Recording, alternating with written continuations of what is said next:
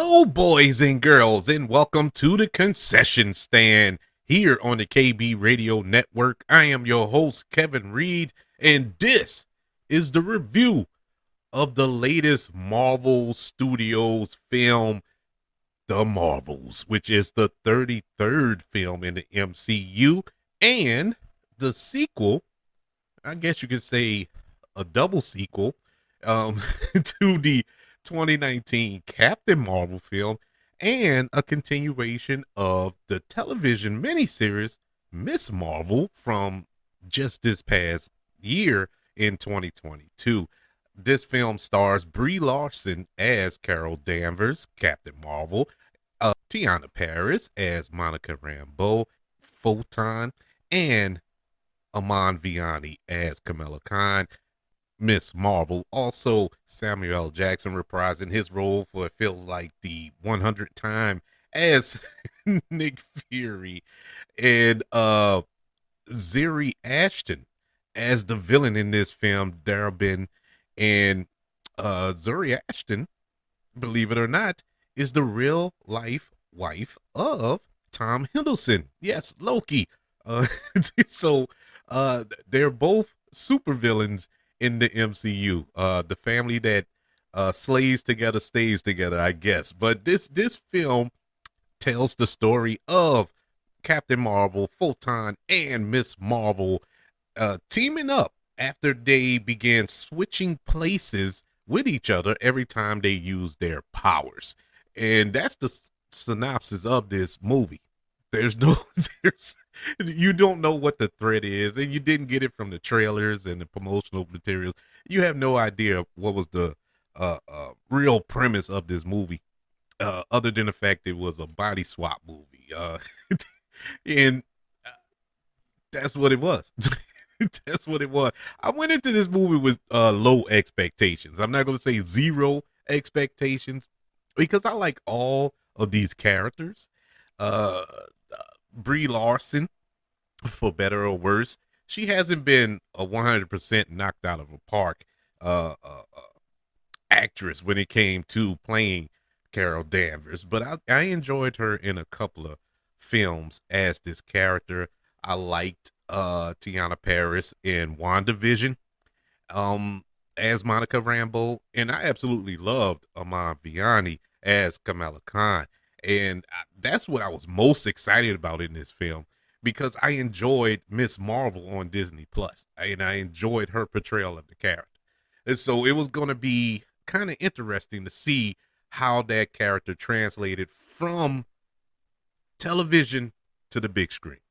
And for the most part, it was all right. Uh, my overall thoughts of the film, it it was fine. It was it was fine. It didn't wow me at all. It had nothing that excited me moving forward in the MCU. This is what's lost as of late in the Marvel Cinematic Universe, whether it's TV or film. I'm not excited going forward.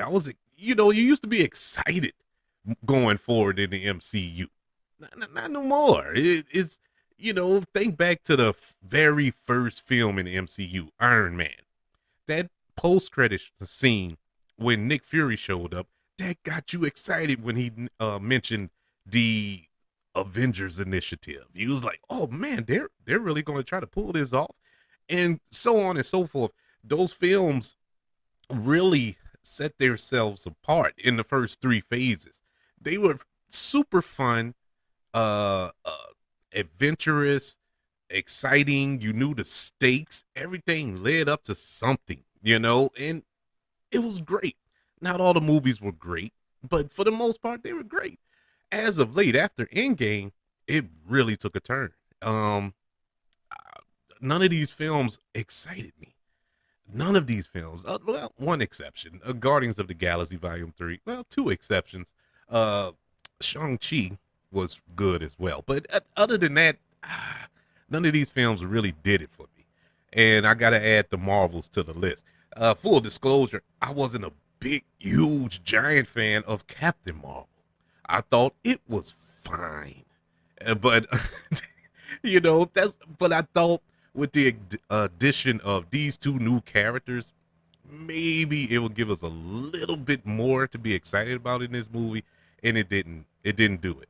Uh Starting with the performances, let's break down the performances. Brie Larson in this film, I must say, this was the most charismatic that Brie Larson has been as this character. Even in the first movie, there was zero personality I felt from her.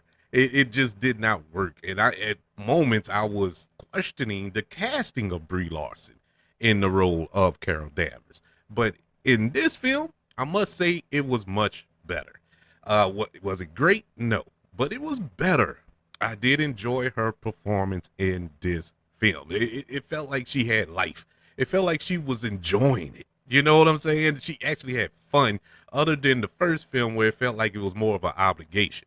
And it showed in this film.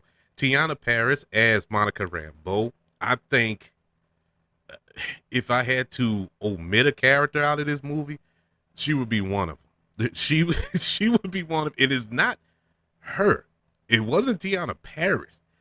It was just the way that character was written in this film. It did nothing for me. She was just there. You know what I'm saying?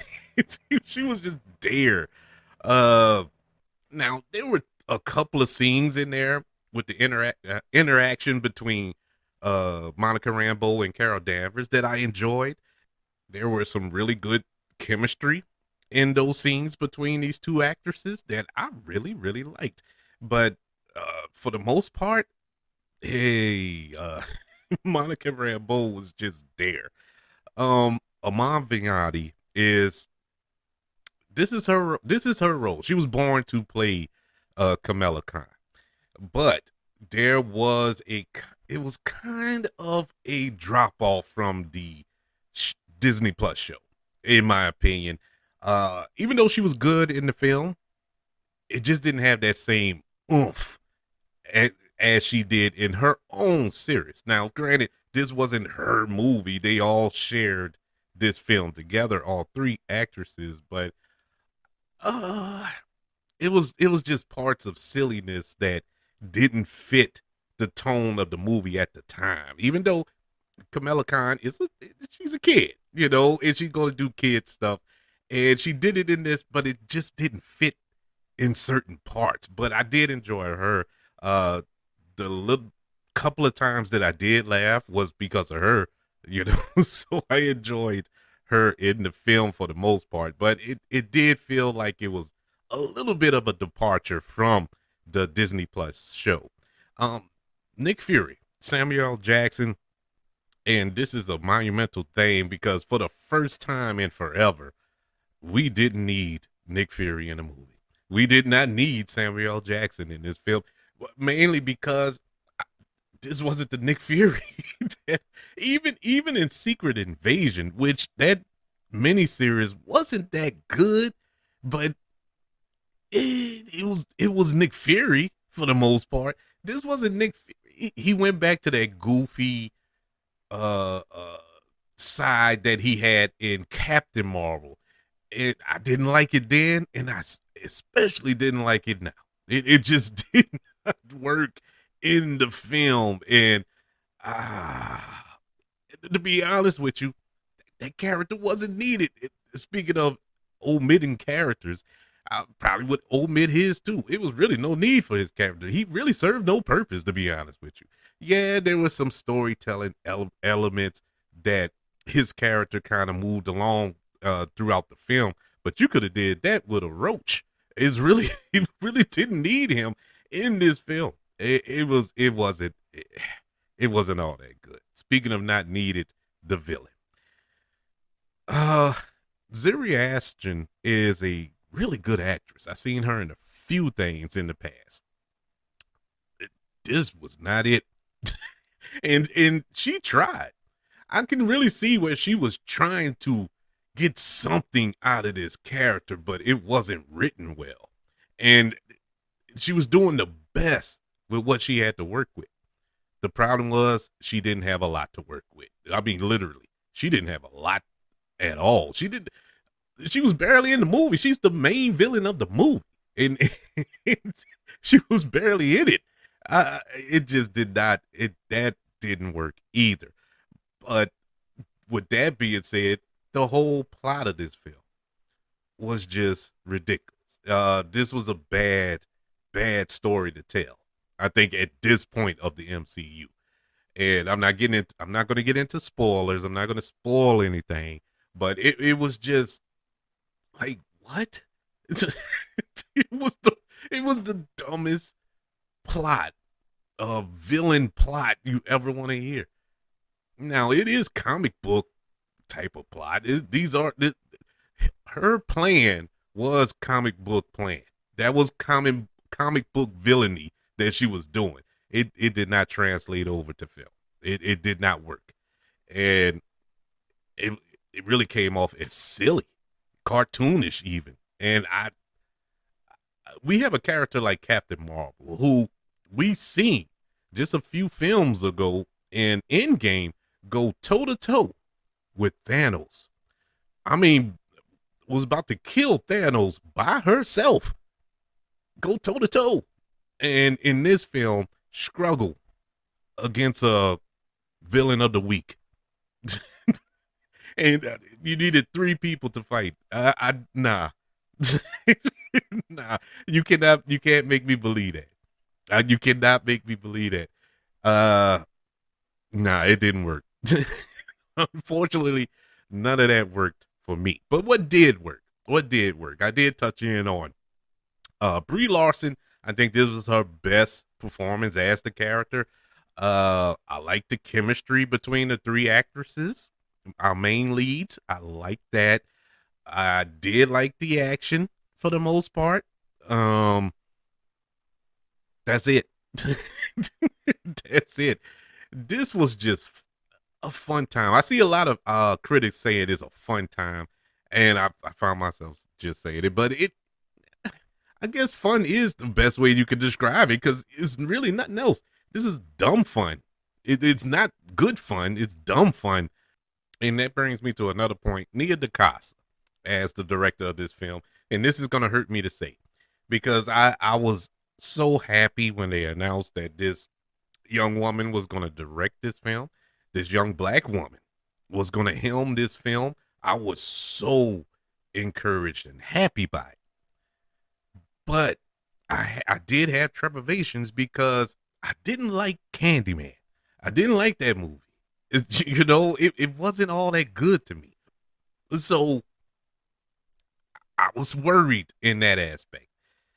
Can she handle a big budget superhero Marvel film? And I must say no. No. It wasn't her bag. I think in more capable hands, this movie could have came off a little better, but it just did not work, man. The direction was, it felt like a first time director. It felt like somebody who was in over their head while you was watching it, and I just felt it. Normally I don't get those vibes, but I felt it in this movie. Eh, but I'm still not gonna say she's a bad director, even though I didn't like Candyman. I did like the direction in Candyman. I just didn't like the movie so much. The direction here I didn't really like. I didn't like the direction in the Marvels. But I will say this: there were two setups in this movie, or at the end of this movie. One was at the end of the film, and one was a mid-credit scene. And I'm not gonna spoil it, but they are setting up for stuff in the future. This is the first time I actually saw something set up going forward since Endgame. Normally the post credit scenes are kind of lame, but these were kind of decent. But even still, the post credit scene or the mid credit scene, I should say, because there's no post credit, it's just one mid credit scene, and it was exciting yet kind of like, huh? confusing at the same time. But it is good for a certain contingent of fans who's been clamoring for this. That's all I'm gonna say. Because if I go any further, I'm gonna spoil it. So that was good. That was interesting. It's just like the way they did it. It was like, huh? And the final scene in the movie, which involved Kamala Khan, that was interesting as well. But once again, you have to watch the Disney Plus shows.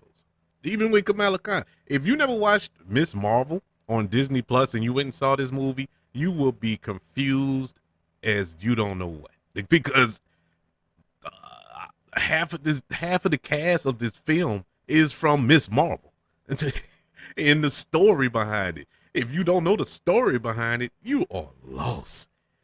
And I was kind of lost, and I watched Miss Marvel, and so I can see where that's going to throw you off. Even if you didn't watch WandaVision, you would know what Monica Rambeau's story is. You wouldn't know.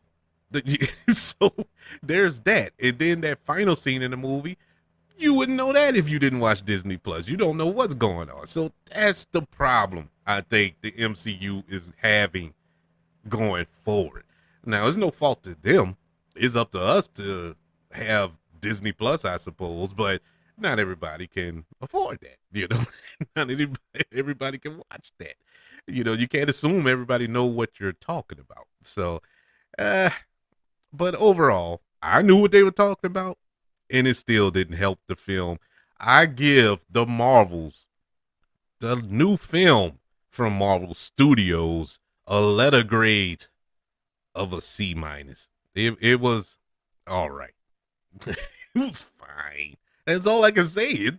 I don't know what else to say about it. It's like, I mean, it wasn't horrible as I made it out to see. It wasn't like unwatchable. The film isn't unwatchable, but it is kind of, it's one of those movies you can watch once and that's it. You good. I've seen it once. I don't need to see it again. But yeah, C minus for the Marvels. MCU, I hope it gets back on track soon. This it's not looking good, man. I can't believe we're at this time where Marvel films are kind of like, yeah. I never thought we would get to this point, but we're here, man. Oh my God. What's wrong? Come on, Kevin Feige, let's get it together. But that's just my opinion on the Marvels. I would like to know, what is your opinion if you've seen it? And if you haven't seen it, are you planning on seeing it? Let me know by email, kbradiopodcast@gmail.com. You can also look me up on all social media platforms. Just search for the KB Radio Network. Search for the KB Radio Network channel on YouTube and like this video if you don't mind. Don't forget about the 5 stars, the reviews, and sharing this show if you're listening on Apple Podcasts, Spotify, iHeartRadio, wherever you are currently listening to the Concession Stand here on the KB Radio Network. Everybody, thank you for joining me for this review of Marvel Studios' 33rd film in the MCU, The Marvels, currently in a theater near you. Everybody, thank you once again. I want you all to know that I love you. Continue to love everyone. And until we speak again, you all be blessed.